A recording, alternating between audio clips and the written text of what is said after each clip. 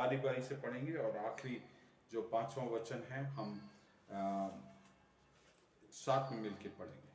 Okay, हम पहले वचन मैं पढ़ूंगा, दूसरा वचन आप, ऐसे करके हम बारी बारी से पढ़ेंगे।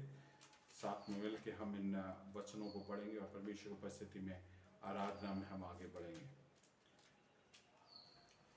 हे परमेश्वर, तेरा तंबू में कौन रहेगा? तेरे पवित्र पर्वत पर कौन बसने पाएगा?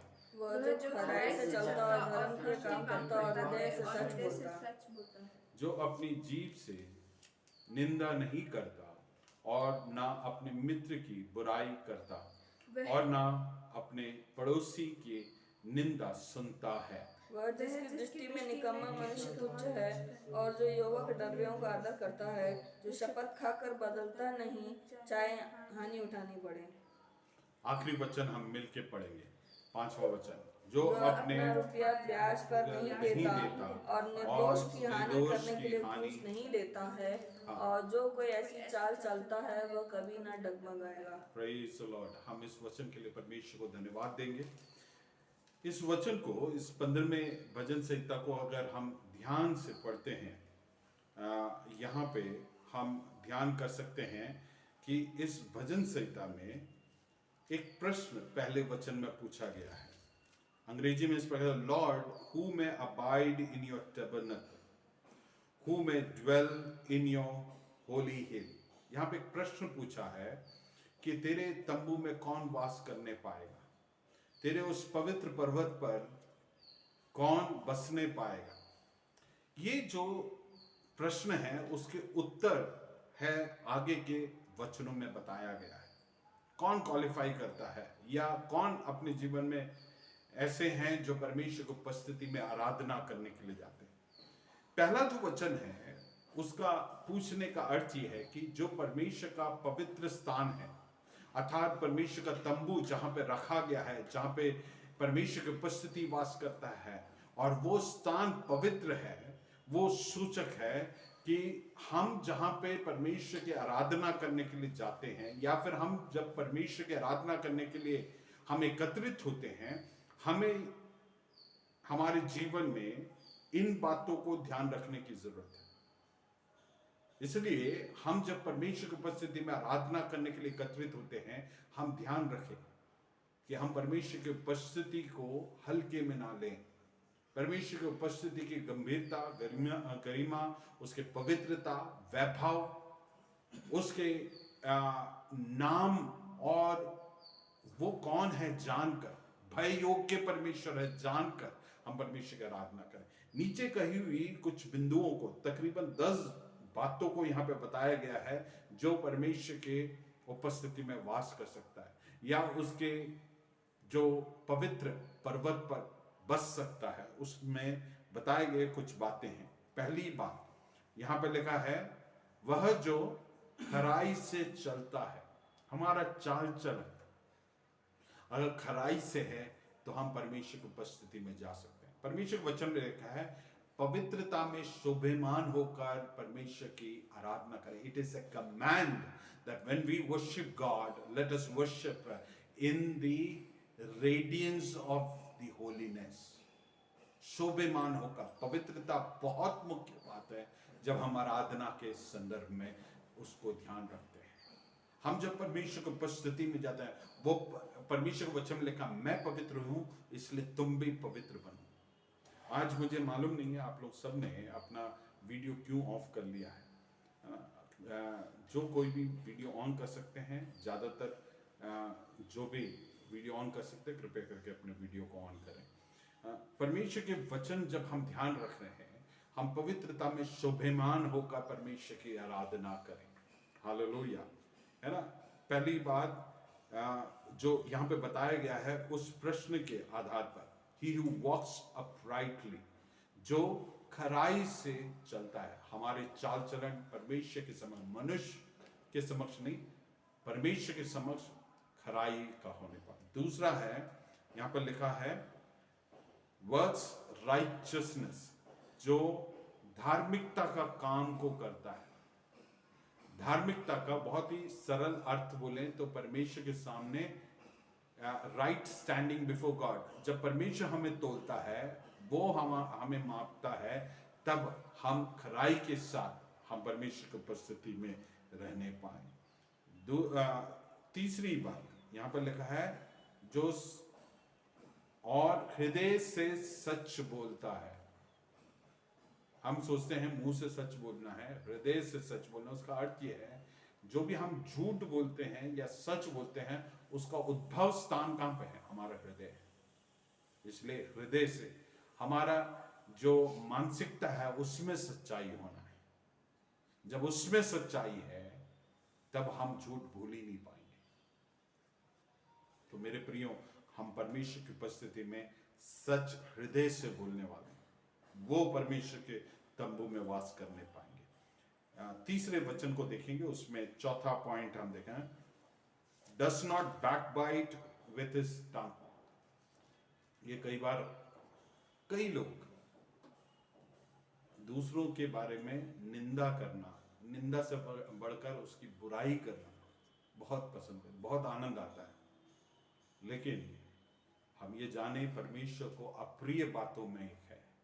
अगर हम परमेश्वर की उपस्थिति में वास्तविक आराधक बनना चाहते हैं, उसकी उपस्थिति में वास करना चाहते हैं, ये हमारे जीवन से दूर होना है। अगर आप में से कोई भी या मैं, हमें ये आनंद आता है किसी का निंदा करने में, हम इन बातों को दूर करें हमारे जीवन से। यहाँ पे लिखा है, जो अपनी जीभ से निंदा नहीं करता। ये चौथा पॉइंट है ना। पांचवा पॉइंट है, ना अपने मित्र की बुराई करता। मित्र की, कुछ लोग हैं मित्रता दिखाते हैं लेकिन पीठ पीछे बुराई करते हैं। मेरे प्रियो, हम अपने जीवन में इन आदतों को हमारे जीवन से दूर करने पाए। मैं यूं कहूंगा, जो उसके सामने नहीं बोल सकते, उसके पीठ पीछे भी नहीं बोलना। हम कई बार होता है ना कि किसी के बारे में बात कर रहे हो, वो जैसी आदत चुप हो जाते हैं, वो सूचक है कि कुछ तो आप गलत बोल रहे हैं, कुछ तो मैं गलत बोल रहा हूं। हमारे जीवन से ये बातें दूर होने पाए।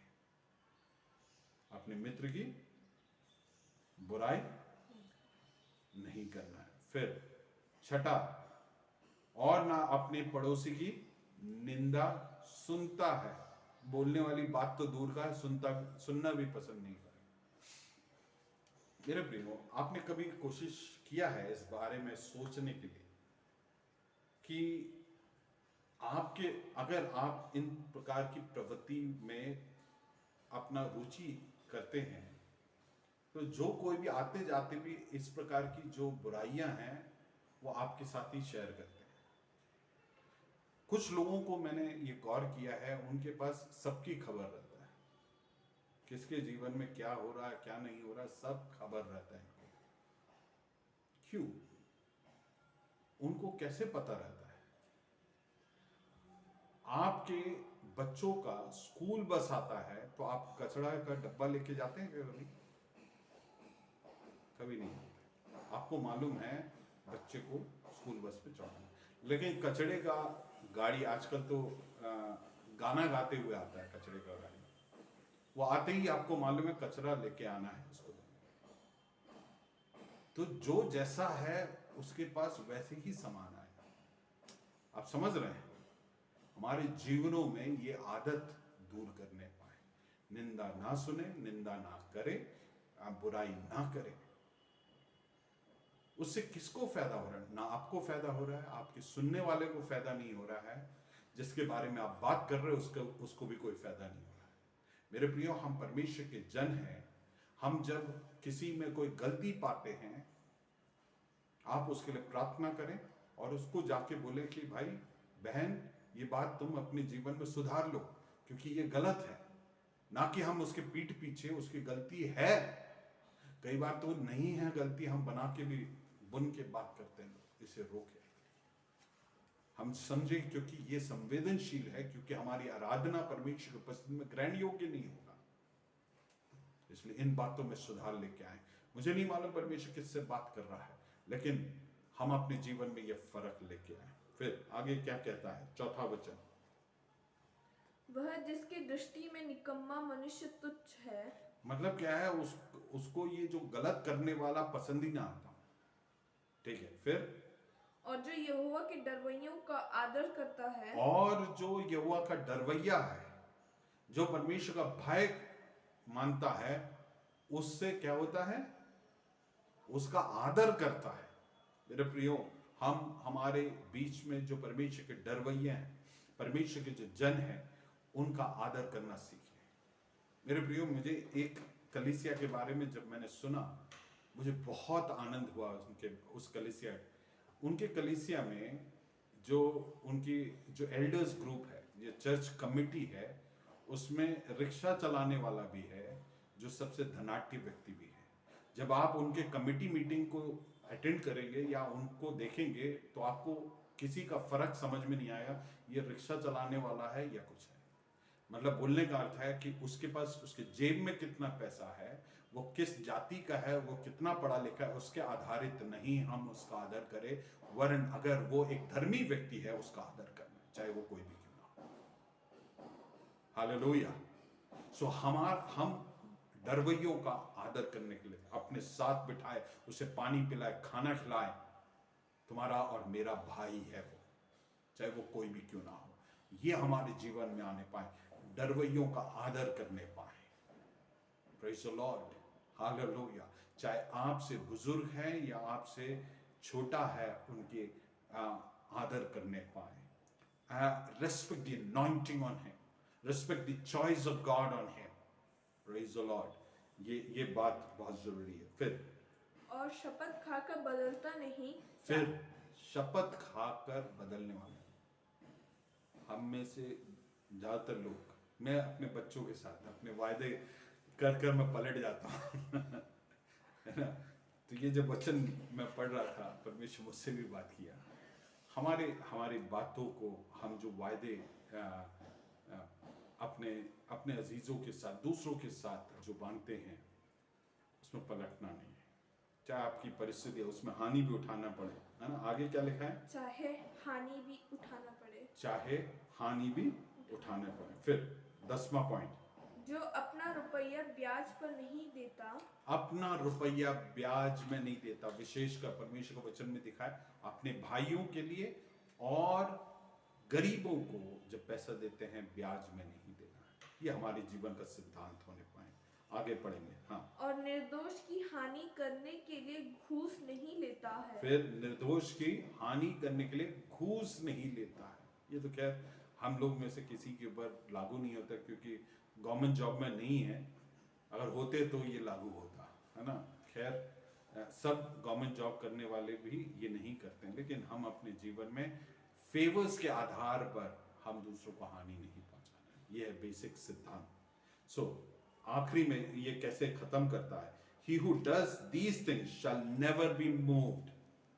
जो इन बातों को करता है वो कभी नहीं डगमगाएगा। तुम और मैं हमारे जीवन में स्थिर रहने के लिए, परमेश्वर की उपस्थिति में स्थिर रहने के लिए, अपने अभिषेक में स्थिर रहने के लिए, ये बातें हमारे जीवन में होना जरूरी है।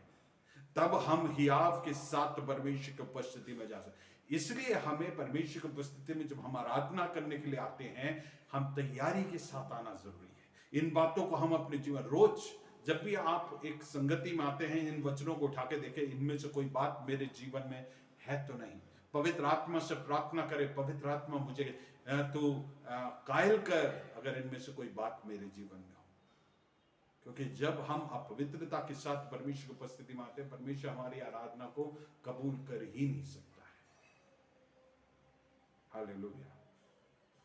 मैं आमतौर से ये एक एग्जाम्पल बोलते हैं, आप भोपाल शहर में सबसे बेहतरीन एक मिठाई की दुकान से सबसे महंगा, सबसे स्वादिष्ट मिठाई को लेके आते हैं, और आपके घर में एक अधिकारी आता है, क्या आप अपने गंदे हाथों से उसे वो निकाल के देंगे क्या? सबसे बढ़िया प्लेट उसको आप वाइप करके चमकाएंगे, हाथ पैर सब कुछ धोकर आप बड़े उसके साथ शुद्धता के साथ पेश करेंगे। सो हम जब परमेश्वर की उपस्थिति में आते हैं, उस तैयारी के साथ परमेश्वर का रात, मुझे नहीं मालूम, मैं दूसरे विषय पर आज तैयारी किया था, लेकिन सुबह जब मैं उठ के प्रार्थना कर रहा था, परमेश्वर ने आराधना से संबंधी बातों को बोलने के लिए बोला। और मैं आधी तैयारी के साथ, क्योंकि सुबह से अभी तक आराधना शुरू होने से पहले जो तैयारी कर पाया उस पर मैंने प्रचार किया, लेकिन मैं जानता हूं परमेश्वर कुछ लोगों से, हम लोगों से बात किया है, मेरे से बात किया है, हमेशा प्रत्येक से बात किया है। हम इन बातों को गंभीरता से लें, हमारी आराधना में फर्क परमेश्वर लेके आने पाए, परमेश्वर इस वचन के द्वारा हमें आशीषित करने पाए।